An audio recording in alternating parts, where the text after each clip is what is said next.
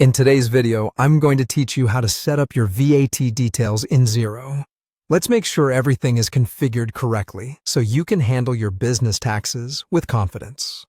To begin with, let's navigate over to your Xero dashboard. If you're new to Xero, this is the central hub where you'll find shortcuts to all your key financial activities. Once you're there, look at the main menu on the left side of your screen. You'll need to click on the Accounting option. This will unfold a list of more detailed accounting features. Next, we're going to dive a bit deeper. You'll see an option labeled Advanced as part of the list you unfolded. Click on it, and then from here, find and select Financial Settings. This is where you'll adjust the core information relating to your taxes and VAT. And now, it's time to fill in your VAT details. This is a crucial step, so let's take it one field at a time. First, you'll need to select your tax basis. You'll have two options, cash or accrual. If you choose the cash basis, you'll be accounting for VAT only on money that has actually changed hands. This means you only pay VAT when you receive money and reclaim VAT when you pay money out. On the other hand, accrual basis means you account for VAT based on when you issue or receive an invoice, irrespective of whether you've actually exchanged cash yet. This choice varies depending on your business type and size, so make sure you select the one that best suits your company's needs.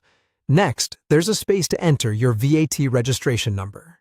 This is the unique number you would have received when registering for VAT with your tax authority, so ensure that you input this correctly.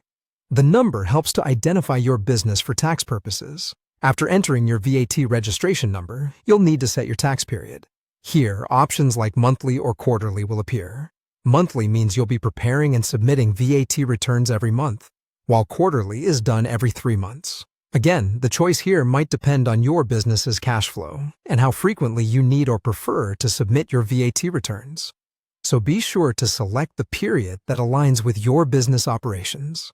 Once all these details are filled out, the final step is to click the Save button.